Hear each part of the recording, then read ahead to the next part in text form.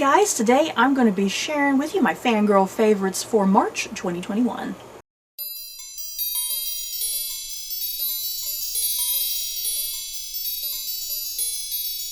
You know, is anybody still struggling to remember that this is the year 2021? Because I feel like a lot of times when I'm speaking out loud or something, because I know last month, I remember last month when I was rewatching my fangirl video for February, I remember that I said, hey guys, I'm going to be sharing with you my fangirl favorites for February, and then I said 2020. Instead of 2021. So I was like really focused starting this video, like, okay, I need to remember it's 2021. Does anybody else have that problem for the first couple months of any given new year? Because I feel like it's just me sometimes and I just can't remember. Okay, I do. I just feel like we're still stuck in 2020 for some reason. Okay, anyway, enough of that. How's everyone been doing? What's going on? What's up? Anything exciting in your lives? I feel like nothing exciting ever happens to me. Maybe that's a good thing though. So let's see. I don't have too terribly much to talk about. I am going to share with you guys a Funko Pop that I got that I was really fangirly about, and then I'm going to share with you some random TV shows that I got caught up on with this month, and then I'm also going to show you guys my new bookshelf. I'm so excited about my damn new bookshelf, yeah guys, because my room, I have too many books, and I was like, I need something. I don't care if it's cheap, I need something. So yeah, I'm going to be doing my new bookshelf at the very end of this video. I guess I'll sort of do a little bit of a bookshelf tour, I guess. So yeah, up first, the Funko Pop that I got this month, the month of March, you guys, Jane Austen. How great. Yes, Funko finally made a cute little Jane Austen Funko Pop, you guys, and she's holding Pride and Prejudice. I don't know how well that's showing up on the screen, but yeah, she's holding Pride and Prejudice, and it looks just like her from her little portraits. I love it. I have her over here sitting right next to my Edgar Allan Poe Funko Pop. It's perfect. You know, Funko hasn't made too many author pops, have they? I know they've actually made quite a number of Stephen King pops. I've just never been interested to get the Stephen King ones because I've only read like one Stephen King book, and I mean, you know, I'm not like, you know, all deep into like his books and whatnot. If I was a bigger fan and if I had read more of his books, I would probably definitely get the Stephen King one. But yeah, I do have Jane Austen and Edgar Allan Poe. I'm not quite sure who else they'd make. Oh, Shakespeare. I need them to make a Shakespeare Funko Pop, you guys, because I would love it. He needs to either be holding like Hamlet or Macbeth or something, or yeah, holding a little ink quill, something. I would love it. So moving on to some of the random TV that I got up to this month, I actually got around. I'm pretty happy with myself because, you know, a lot of times I'll sit and watch TV and it's new TV. So for this month, I actually got around to some stuff that's a lot older. Whether that's a year older or a good decade older, I'll kind of get into that. Because yeah, there wasn't really too much to watch this month other than kind of a few little random things here and there. So I'll start with the few Netflix things I got caught up on, and both of these Netflix shows that I'm about to talk about, they're both like about a year old, because one of them aired in January, and then I want to say another one aired probably in like March or April or something. So yeah, they're both about a year old at this point. So yeah, the first show I watched was Spinning Out. Like I said, aired on Netflix, had 8 episodes, I believe, and what Spinning Out is about, it follows a young woman named Kat, played by, I'm probably going to butcher her name, Kaya Scodelario, the girl from like the Maze Runner movies. I'm never quite sure how to pronounce her name. She's playing the main character of that, named Kat, and she is an ice skater, a figure ice skater. But she, like, before the show starts, you find out quickly that she had an accident on the ice, that she kind of did like a flip in the air. You know how the ice skaters, when you're watching the Olympics and whatnot, you know, they do those really crazy risky, dangerous moves up in the air when they're spinning, and she does a spin in the air, she doesn't land correctly, and she falls on the ice, and she pretty much cracks her head open. So the whole show, it's about her, you know, trying to get that courage and determination to, you know, be an ice skater again, because before she had her accident, she was considered one of the best. So it's about her kind of having this PTSD about her accident, and it's also about, she's also bipolar. She's suffering from the mental condition bipolar. So the show is also very, very much about her being bipolar and her having to deal with that. And yeah, add on top of that her PTSD and yeah, as the title says, spinning out. The title spinning out, I mean, it can refer to the ice skating, but yeah, her just emotionally and you know, emotionally and physically, she is spinning out in her life, if you will, if you want to kind of think of the title that way. And so she is like a solo ice skater initially, but she kind of gets into the thing, okay, I'm going to get back into ice skating, but I'm going to start doing the pair figure skating, like, you know, the ones that they have a male partner with them. So she meets another skater named Justin. They have a history that you don't find out about until like kind of halfway through the season. They have like this really angsty backstory together, and the two of them, Kat and Justin, they become pair figure skaters together. So there's a lot of tension there, a lot of sexual tension, if you will.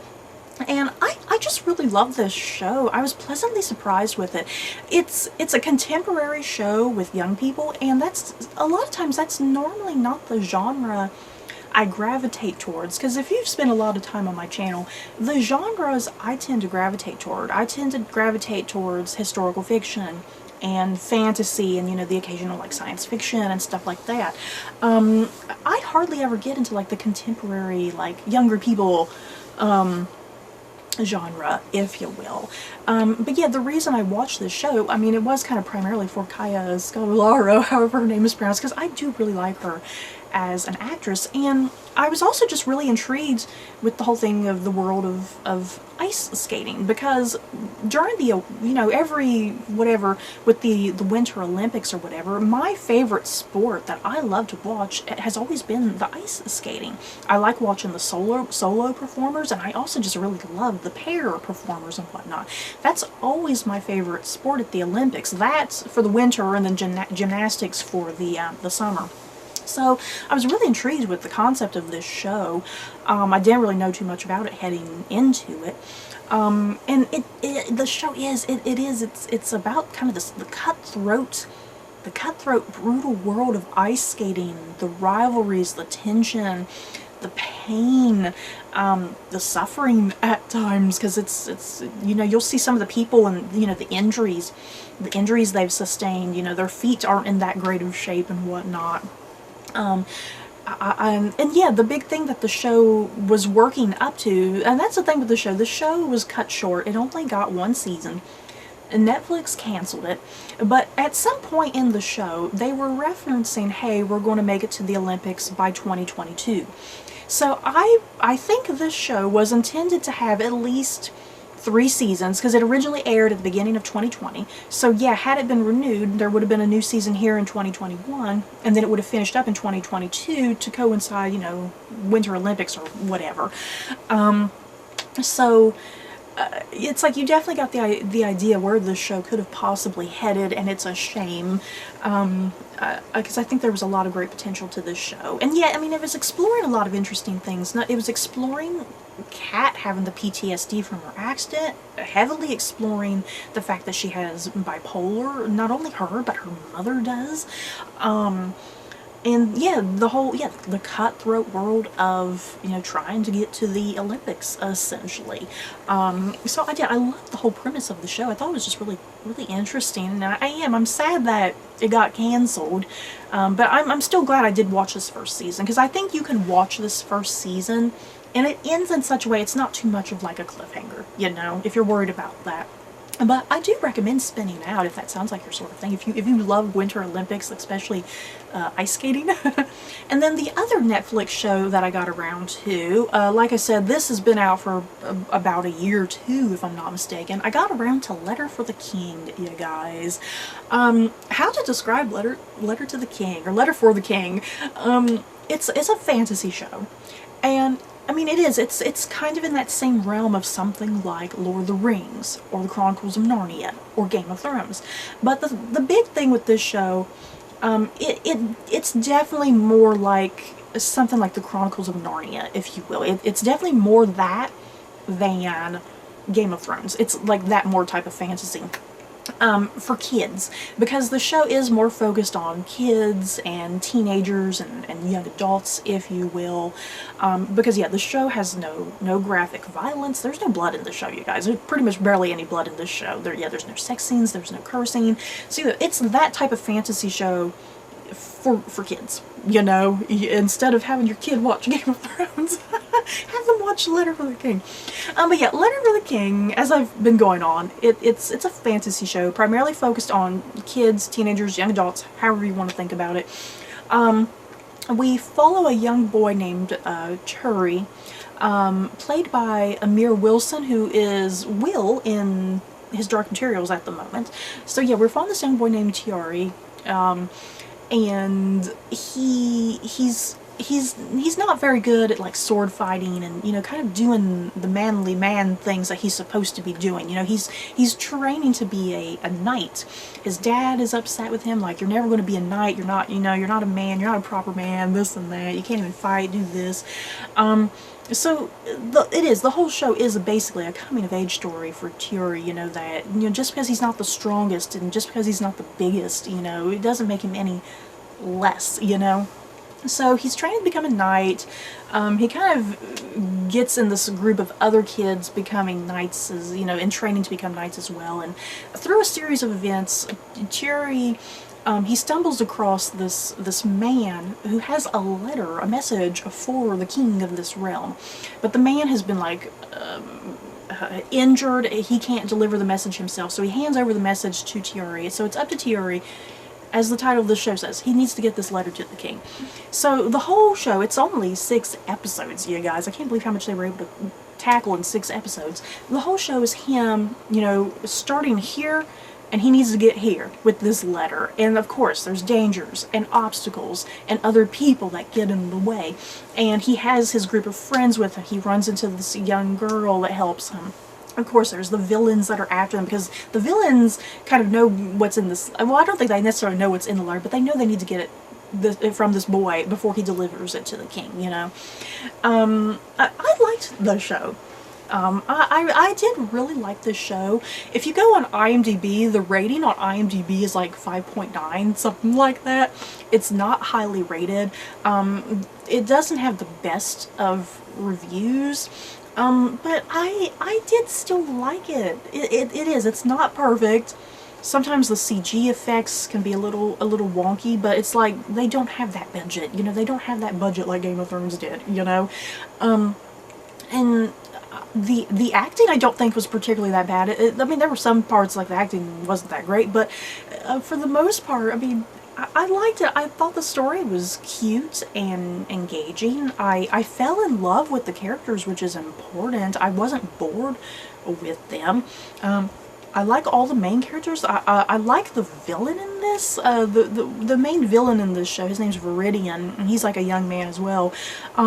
He's actually, I was very pleasantly surprised with him as the villain on the show, because he's actually very complex, which is interesting, because, you know, a lot of times with these fantasy shows, or especially fantasy for children, you know, especially fantasy for children, a lot of times the villains are very one-dimensional.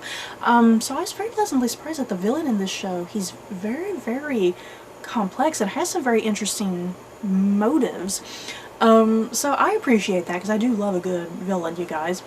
So I was pleasantly surprised with this show, and once again, Netflix has not said anything about the show if it's been renewed or canceled, which is interesting. I'm hoping it gets renewed. I would love for it to get renewed, because I'm curious to see where a second season would go.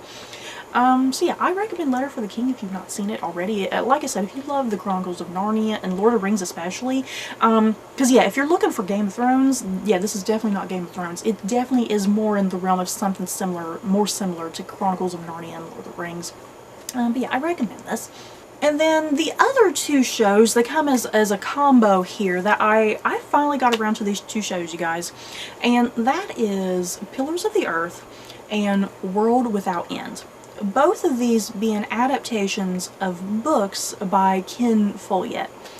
I remember Pillars of the Earth, because Pillars of the Earth came out back in 2010.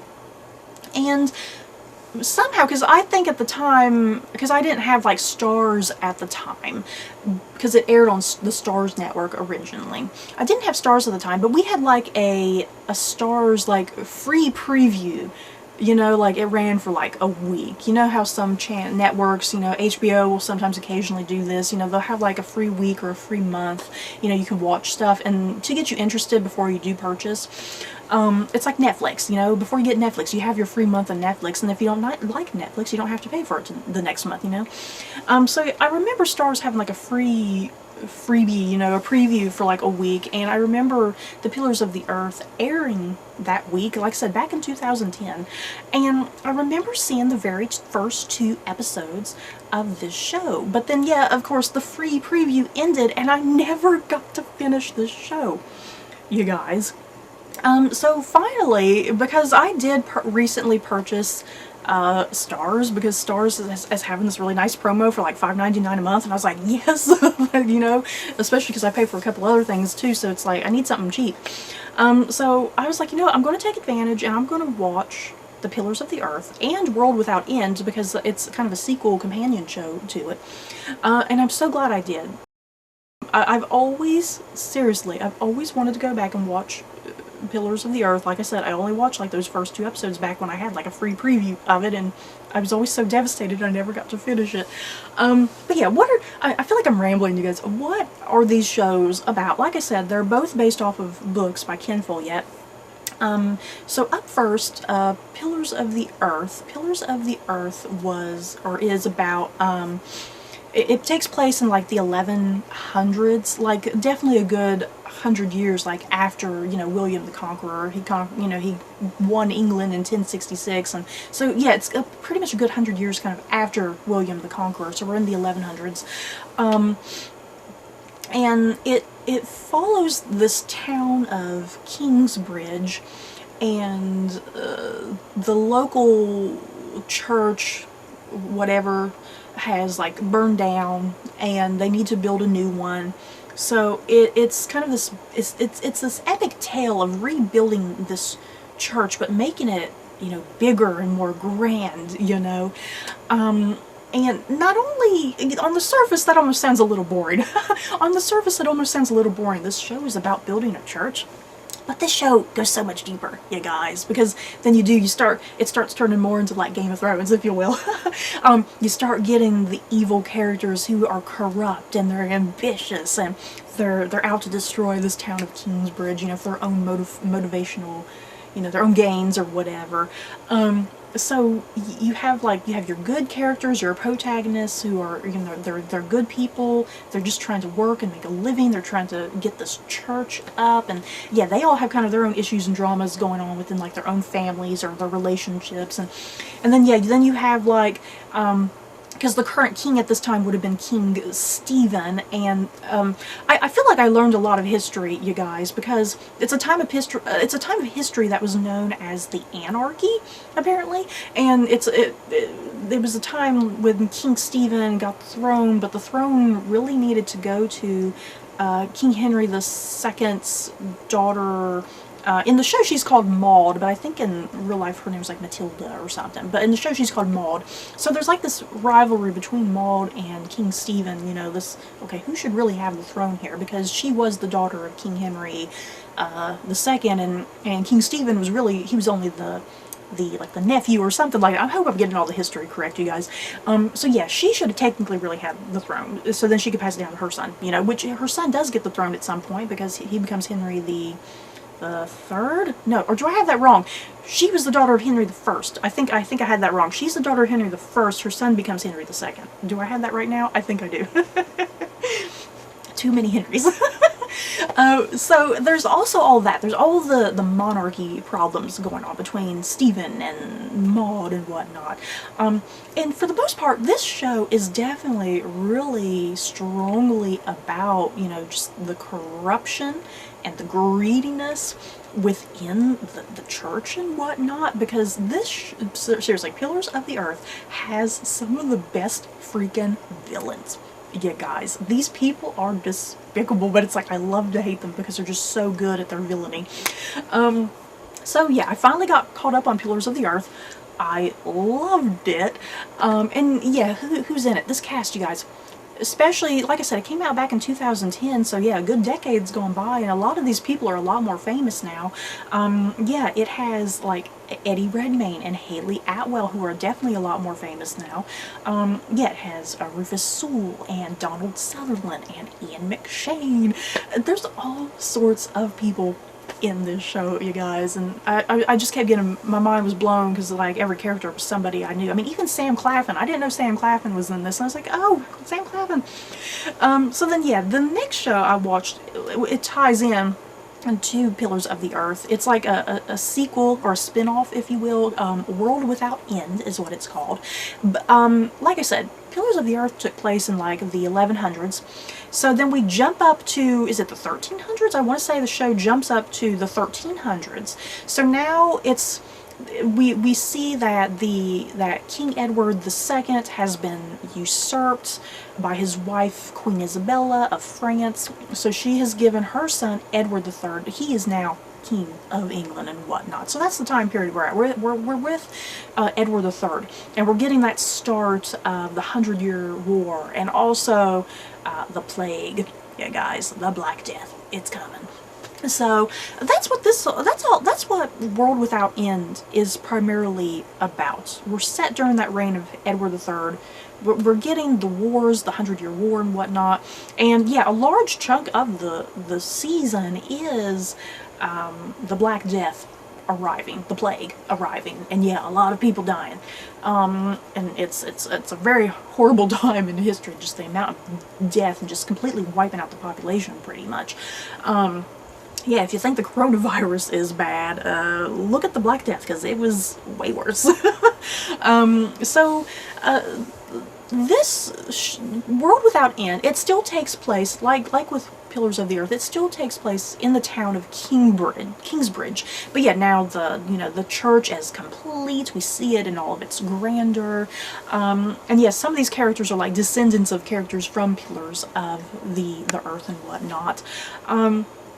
And once again, it's very, World Without End is very similar to Pillars of the Earth, I think, because it has a lot of the same themes, because some of the major themes, once again, with this is, yeah, the corruption and greediness of the church and whatnot. And it's like you have this 100-Year War going on, you have this plague here, and it's like the things people, the villains in the show are still trying to do, taking advantage of these bad situations, And yeah, your main characters in this, like one of the main women, played by Charlotte Riley. She's a young woman. She like deals with the healing arts. She's like a nurse, a doctor, essentially, for that time period. But it's strange because she's a woman, and it's seen as heresy, and it's seen as that she's a witch. So she has to deal with a lot of that. And yeah, she eventually becomes a nun over the course of the show. And yeah, she has like a love with another young man, and it's kind of like, well, it's forbidden now because she's a nun and whatnot. There's a lot going on in World Without End, you guys. I feel like Pillars of the Earth is a bit more simple and basic, but still has like a really good mystery to it. And yeah, World Without End is really tackling, this chunk of time with the 100-Year War and the plague, and yeah, just a lot of greediness and corruption, and yeah, truly despicable, vile villains. Seriously, Ken Follett has created some amazing villains, you guys. I finally got around to Pillars of the Earth and World Without End. I loved them. If you have a Stars account, or if you don't have one, like I said, Stars has a great promotion right now for like $5.99 a month for like 6 months. I definitely recommend taking advantage of that, because there's some great stuff on Stars right now. Because yeah, you got Outlander, and yeah, Pillars of the Earth, and World Without End. You also got Da Vinci's Demons on there, which I also recommend, and yeah, Luther with Idris Elba. There's a lot of really good stuff on there that I'm planning on like rewatching over the next couple months here, or watching for the first time for some of them. So yeah, I loved all the stuff that I watched this month. You guys, I feel like I'm sitting here rambling for a long time. But yeah, has anyone else watched any of these things that I've talked about? Spinning Out, Letter for the King, Pillars of the Earth, World Without End. Let me know if you've watched any of that. Okay, so let's move on to my new bookshelf really quickly. I wasn't expecting this video to be as long as it was, you guys. I do apologize. But yeah, let me go through and do my new bookshelf really quickly. I do apologize how dark it is over here, you guys. I don't have too much light popping up over here at this far side of my bedroom, so I hope you all can see this.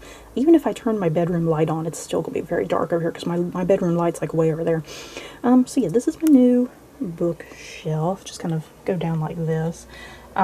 It's kind of fairly, as you can see, because I have this camera level with me, it's about my height. I only spent $40 on this bookshelf. It is rather cheap, but it serves its function and what I need it to do.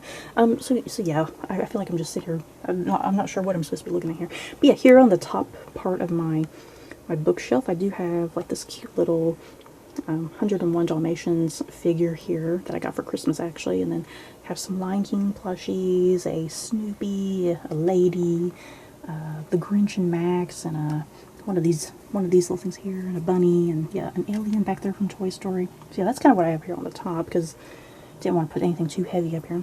And then yeah, the next row, as you'll notice, all of my rows, I have all these Funko Pops. They all come from Fantastic Beasts. So I made use of that. I needed some extra shelf space just for my Funko Pops, not just my books. But yeah, I just have some books here. Just kind of quickly, yeah, there's nothing too terribly exciting.